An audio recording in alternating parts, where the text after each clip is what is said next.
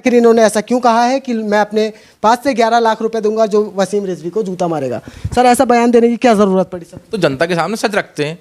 हमारा जो नेता है वो झूठे नेता नहीं है और लोगों की तरह वो सच बोलते हैं। कि आपका ये जो बयान है इलेक्शन करीब में है, आपको इस बयान से कहीं ना कहीं दंगे फसाद और जो हिंदू मुस्लिम जो वसीम रिजवी के बयान से दंगे फसाद होने का डर है। आपके 11 लाख रुपए देने से कोई डर नहीं? नहीं, आपने एक मुद्दा और दे दिया, तूल दे दिया है ये बयान देकर, तो कहीं ना कहीं ऐसा लग रहा है कि आप इलेक्शन में आप चुनाव लड़ेंगे, तो इस तरीके का बयान दिया जा रहा है। सर, गठबंधन भी तभी करता है ना जब आपके पास कुछ होगा, तभी तो लोग आपके पास आएंगे। उन्हें दिखता है कि आपके पास वोट बैंक नहीं है, तो जनता आपके पास अखिलेश यादव या मायावती क्यों है? फिर परेशान क्यों है? परेशान नहीं होना चाहिए उन्हें।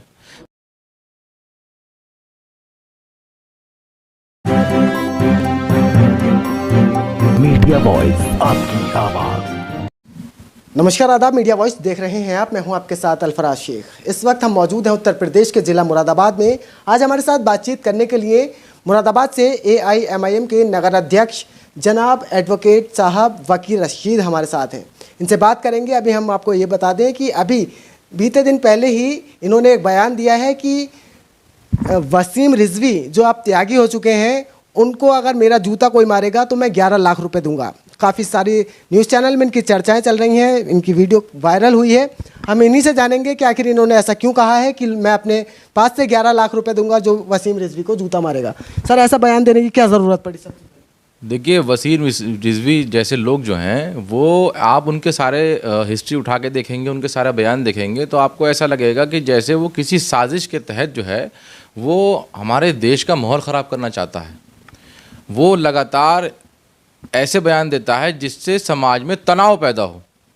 वो ये चाहता है कि इलेक्शन करीब हैं तो हमें तो ऐसा लगता है कि वो एक साजिश के तहत हिंदू मुस्लिम दंगे कराना चाहता है कि देश हमारा जो है दंगे की चपेट में आ जाए, हमारा उत्तर प्रदेश दंगों की चपेट में आ जाए। उसकी कोशिश ऐसी लगती है। तो ऐसे लोग, अब उनके जितने बयान हुए, ऐसा तो है नहीं बयान बहुत अच्छे हैं भाई, बयान ख़राब हैं। हिंदू भी बुरा कह रहे हैं, मुसलमान भी बुरा कह रहे हैं। ऐसा नहीं है कि हिंदुओं में उन्होंने हिंदू धर्म की आड़ ले लिए तो लोग उनकी एक्सेप्टेंस बढ़ गई है, ऐसा नहीं है। वहाँ पे वो लोग भी उनको गलत कह रहे हैं कि भाई ऐसे बयान नहीं दे सकता कोई भी। जब आप किसी के गुरुओं को, पैगंबरों को, किसी के देवी देवताओं को आप कैसे बुरा कह सकते हैं? और वसीम रिजवी देर कर रहे हैं ये काम, और करने के बावजूद इनके ऊपर FIR भी हो रही है। अभी बैरिस्टर असदुद्दीन ओवैसी साहब ने इसके ऊपर FIR कराई, सबसे पहले FIR कराई, और भी लोगों ने कराई है। इसने सरकारी संपत्ति बेची है और भी बहुत से आपराधिक मुकदमे इनके ऊपर दर्ज हैं, लेकिन गिरफ्तारी नहीं हो रही। अब हमारी साथ मसला ये है कि जब सारी चीज़ें हमने एक लीगल वे में कर ली तो उसके बावजूद उस आपराधिक प्रवृत्ति के आदमी की जो एंटी सोशल एलिमेंट है वो सलाखों के पीछे क्यों नहीं है? तो इसीलिए हमने तय किया कि हम ऐसे लोगों का जो दूसरों के खुदाओं को, देवी देवताओं को गलत कहते हैं, उनके बारे में गलत टिप्पणियाँ करते हैं, तो ऐसे लोगों को सलाखों के पीछे होना चाहिए। तो जब तक वो सलाखों के पीछे नहीं जाता है तब तक उसका सामाजिक बहिष्कार होना ज़रूरी है, सोशल बाइकआउट ज़रूरी है। और ये जूता मारने की बात जो है ये सोशल बाइकआउट की तरफ जो है पहला कदम है। नहीं सर, आप वकील हैं, पेशे से वकील हैं, आप इसके नाम से FIR करवा सकते थे, अपने साथियों को साथ ले जाकर SDM DM को ज्ञापन दे सकते थे। ये बयान देने की क्या जरूरत? देखिए, ये सब चीज़ें हो चुकी हैं, ये लीगल जो चीज़ें हैं ये सब चीज़ें हो चुकी हैं। ऐसा तो है नहीं वसीम रिजवी के ऊपर जो है वो मुकदमे दर्ज नहीं है, या हेट स्पीच के नहीं है, या 295 के नहीं है, सब कुछ है। जब सब कुछ है तो उसको वो जेल के पीछे क्यों नहीं है अभी तक? सलाखों के पीछे क्यों नहीं गया वो? तो हमारा मकसद ये है कि जो भी किसी भी देवी देवताओं को, गुरुओं को, पैगंबरों को गलत कहे उसको तो सलाखों के पीछे होना चाहिए। जब तक वो सलाखों के पीछे नहीं है तब तक उसका सामाजिक बहिष्कार हो। क्योंकि देखिए ऐसे लोग जो हैं वो एंटी सोशल हैं। जब एंटी सोशल हैं तभी तो उस पर मुकदमे दर्ज हुए हैं। तो जब तक वो जेल में भेजने का मकसद क्या है कि वो जो एक अच्छा और सभ्य समाज है उस समाज में से गंदगी को निकाल के जेल में डाल दिया जाता। यही तो मकसद होता है जेल का। ठीक, अब वो जेल में है नहीं तो अब हम समाज में रह के हमने उसका हल ये निकाला कि इसका सोशल बाइकआउट बड़ा ज़रूरी है। जब तक इन जैसे लोगों का सोशल बाइकआउट नहीं होगा, जब इनको शादी में नहीं बुलाएगा। देखिए, इनके परिवार ने इनसे नाता तोड़ लिया, इनके भाई बहनों ने इनसे नाता तोड़ लिया, इनकी सगी माँ ने इनसे नाता तोड़ लिया। ठीक, तो अब ना इनको कोई शादी में बुलाएगा, ना इन्हें कोई हैप्पी बर्थडे में बुलाएगा। ठीक, ना ये किसी की मौत में जा सकते। तो जब तक इन लोगों का सोशल बाइकआउट नहीं होगा इन लोगों की समझ में नहीं आएगी। ये हम ये चाहते हैं कि ये जो है ना एक जो है वो एक केस जो है वो बिल्कुल आपका फिक्स हो जाए कि जो ऐसा करेगा उसके साथ ये होना है, ये इबरत का निशान बनना चाहिए। सिंह आनंद ने अपना तो लिया है, उन्होंने त्यागी बनवा दिया है। पहले वसीम रिजवी थे, उन्होंने अपना लिया है, उन्हें पूजा पाठ सब। त्यागी क्या चीज़ है? त्यागी जात है या गोत्र है, जो कुछ भी है। तो हमने हमारी जितनी मालूमात है, हमारे हिंदू भाइयों ने जो हमने उनसे पूछा तो उन्होंने बताया कि कोई भी जाति जो है वो कन्वर्जन से जाति खत्म नहीं होती, जाति ना बनाई जा सकती किसी की, ठीक। जाति बाय बर्थ होती है, ठीक। धर्म जो है वो एक विचार है, चाहे वो सनातन धर्म हो, चाहे वो एक इस्लाम हो, चाहे वो क्रिश्चियनिटी हो, वो एक विचार है। विचार कोई भी अपना सकता है, जाति कोई नहीं अपना सकता। तो ये तो शुरू से ही जो पहला स्टेप लिया वो भी गलत लिया। आप अगर आप बता रहे हैं मैं ये फला जाति का हूँ, तो आप वो जाति के हैं भी नहीं, आप वो भी झूठ बोल रहे हैं। आप है ही नहीं, टेक्निकली नहीं है, उस धर्म के अकॉर्डिंग ही नहीं है, उस धर्म के अकॉर्डिंग में नहीं है। कहीं ना कहीं आपने जेल भेजने का बीड़ा उठाया है। इससे पहले भी आप CA/NRC को लेकर एक्टिव थे, आपकी अगुवाई में मुरादाबाद में CA/NRC का प्रोटेस्ट हुआ था। दूसरा जिम्मा जैसे जैसे नज़दीक इलेक्शन आ रहे हैं, आपने एक मुद्दा और दे दिया, तूल दे दिया है ये बयान देकर। तो कहीं ना कहीं ऐसा लग रहा है कि आप इलेक्शन में आप चुनाव लड़ेंगे, तो इस तरीके के बयान दिए जा रहे हैं। नहीं, अब देखिए, जब हमने CA/NRC की शुरुआत करी थी, हम तो किसी राजनीतिक दल में थे नहीं, हम किसी राजनीतिक दल में नहीं थे, हम तो सिविल सोसाइटी के लोग थे, बाई प्रोफेशन एडवोकेट हैं, तो प्रैक्टिस करते थे। अब जब CA/NRC का मैटर आया तो हमने ये देखा कि कोई भी राजनीतिक व्यक्ति उसको उठाने की तैयारी नहीं है, सब बच रहे थे उससे। तो हम मुसलमानों में से एक सिविल सोसाइटी निकल के आई नौजवानों की, और हमने वो उसकी शुरुआत करी। ईदगाह में हमने 2 महीने तक धरना लगाया। अगर कोरोना काल नहीं आता वो धरना चल रहा होता, या ये कानून वापस हो गए होते सारे के सारे। तो उसके बाद हमने राजनीतिक दल ज्वाइन किया है, और वो भी अभी 3-4 महीने पहले जब ओवैसी साहब मुरादाबाद आए तो तब हमें वो ज्वाइन करा के गए, तब हमने ज्वाइन किया था। तो ऐसा नहीं कि राजनीति जो है वो हमारा करने का मकसद था, ये सब चीज़ें प्लान है, ऐसा कुछ नहीं होता है।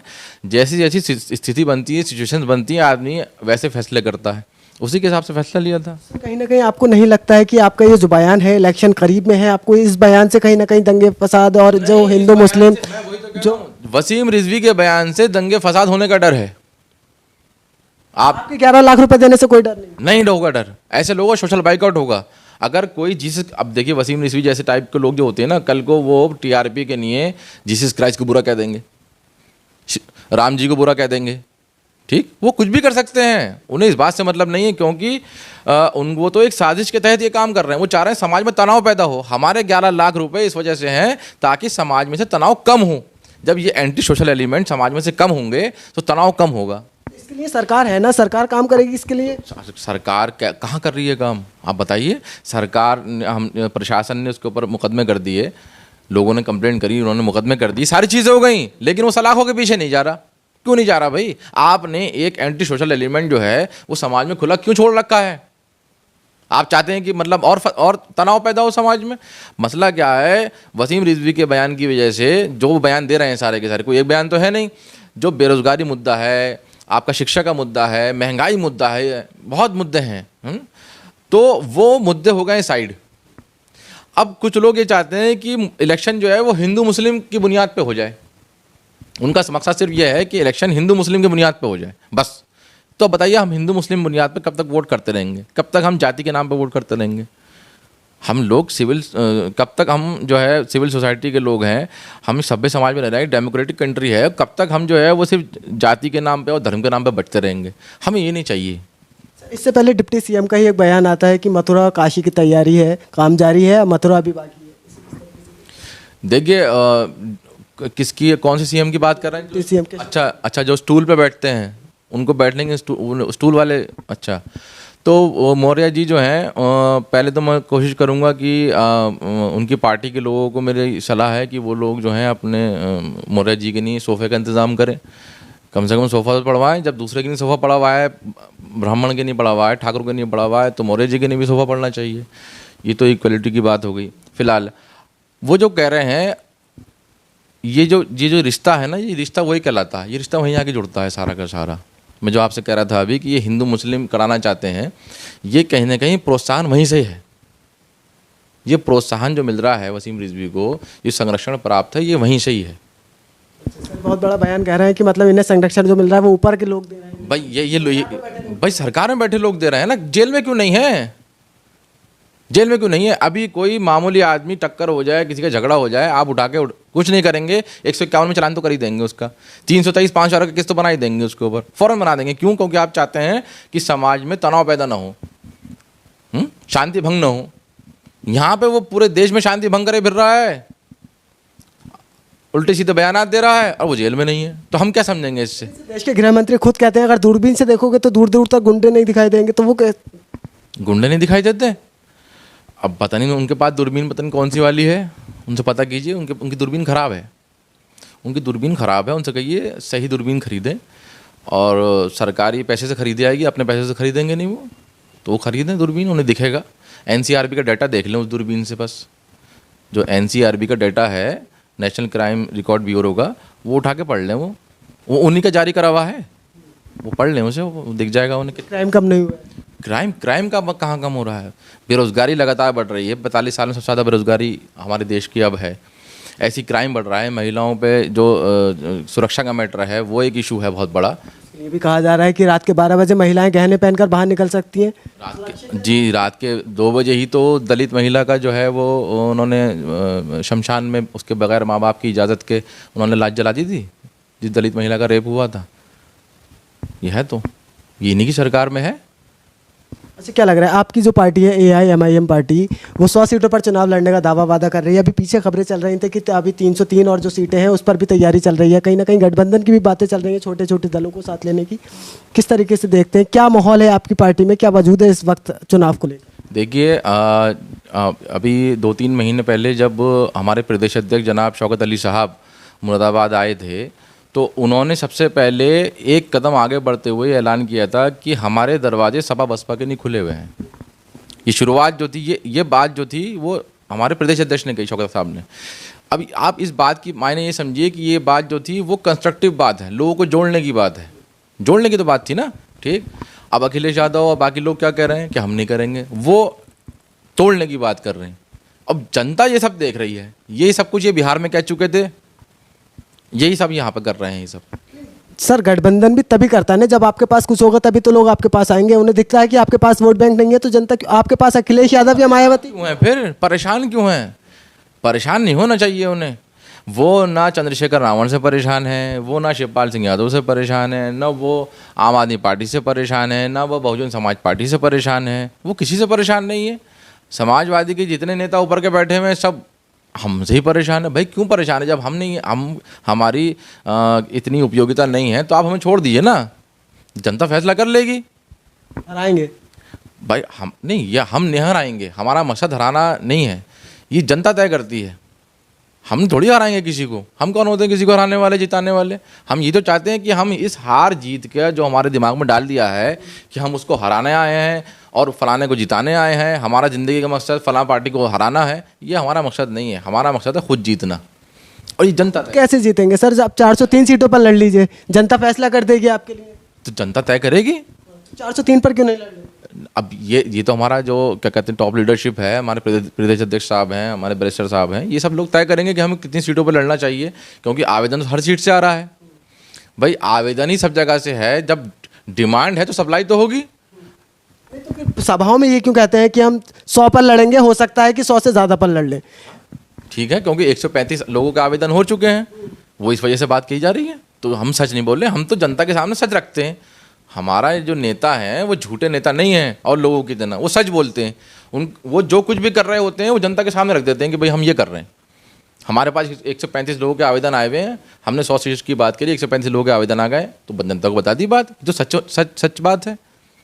सच बात है। लेकिन अभी इससे पहले जो आपकी असदुद्दीन ओवैसी साहब की कानपुर में सभा हुई है, अब तक की सभा ये मानी जा रही है कि और सभाओं के मुकाबले सबसे ज़्यादा उनका जो अटैक था वो समाजवादी पार्टी के ऊपर था, और जो दिल से कहते हैं कि जो बचाव कर रहे थे, जो सबसे ज़्यादा बोले हैं वो आज़म खान को लेकर बोले हैं। क्या कुछ लगता है आज़म खान के लिए जो जितना बोला जा रहा है और सभाओं के मुकाबले कानपुर में बोले हैं? तो नहीं बोलना चाहिए, सब गूंगे बन जाए।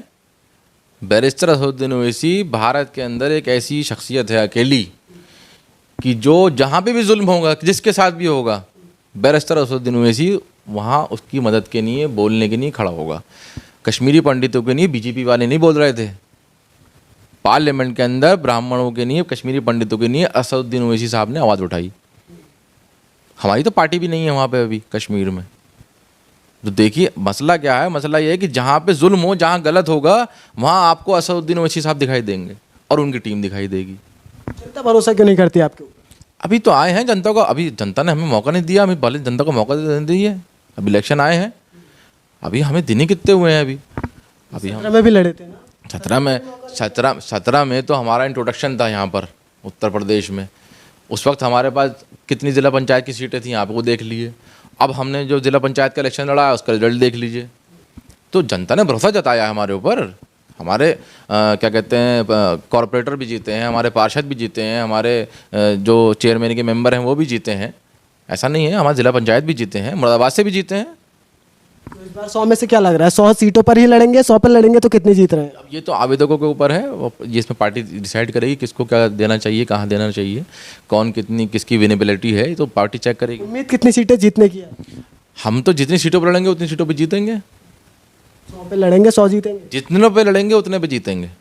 हारने का सवाल ही पैदा नहीं है। हारने के लिए कौन लड़, हम किसी को हराने थोड़ी आए हैं, हम ना किसी को जिताने आए हैं। हमारा मकसद ये नहीं है। हमारा मकसद ये है, जो बैरिस्टर असदुद्दीन ओवैसी साहब ने कहा है कि जो कमज़ोर गरीब तबका है वहाँ पे एक इंडिपेंडेंट मुस्लिम लीडरशिप आनी चाहिए। सीधी सीधी बात है।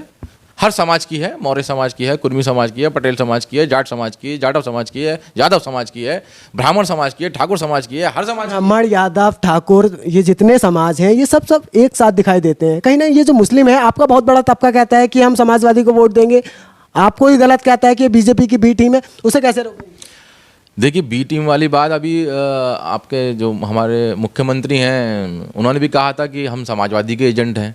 तो अखिलेश कह रहे हैं कि हम बीजेपी की बी टीम है। तो पहले वो लोग तय कर लें कि हम कहाँ किसकी बी टीम है, किसके एजेंट हैं, क्या है। हम तो जनता के लोग हैं। ये देखिए मसला क्या है कि ये लोग जो हैं, जो स्थापित पॉलिटिकल आपकी इस्टेब्लिशमेंट है, ये बहुत बड़ी गलती कर रही है। एक कि जो अंडर करंट है मुसलमानों में, युवाओं में, ये उसको बिल्कुल इग्नोरेंस पर डाले हुए हैं, इग्नोर करे हुए हैं उस चीज़ को। यही काम इन्होंने एनआरसी सीए में किया था। ये समझ रहे थे कि हम लोग तो ठेकेदार हैं। भाई मुसलमानों ने समाजवादी को वोट किया, बीएसपी को वोट किया, कांग्रेस को वोट किया, ठीक। जब एनआरसी सीए का मैटर आया तो जो लीडरशिप थी वो खामोश होकर बैठ गई हर क्षेत्र की, कि भैया जब हम ही नहीं बोलेंगे तो कौन बोलेगा, ठीक है ना। लेकिन फिर क्या हुआ, फिर दिल्ली से शाहीन बाग की शुरुआत हुई, मुरादाबाद की शुरुआत हुई, लखनऊ में घंटाघर की शुरुआत हुई। वो कौन लोग थे? कोई राजनीतिक लोग थोड़ी थे। वो मुसलमानों का एक अंडर करंट है जो निकल के आया। उसने कहा कि नहीं, ये देश मेरा है, मैं अपने देश को क्यों छोड़ूंगा, ये मेरा देश है, मैं यहाँ पे किराए पे नहीं हूँ, मैं यहाँ पे खैरात पे नहीं हूँ, ये मेरा देश है। ये कॉन्फिडेंस असदुद्दीन ओवैसी के पार्लियामेंट में बिल फाड़ने से पैदा हुआ। बहुत बहुत शुक्रिया हमसे बात। शुक्रिया। तो हमारे साथ मुरादाबाद से AIMIM के नगर अध्यक्ष मौजूद थे। इनके आपने बात सुनी, इनका ये अपने बयान पर भी अटल हैं कि 11 लाख रुपए मैं दूंगा अगर कोई वसीम रिजवी पर जूते मारेगा। इस पूरे बयान पर आपकी क्या कुछ राय बन रही है, हमें कमेंट करके ज़रूर बताइए। देखते रहिए मीडिया वॉइस। शुक्रिया।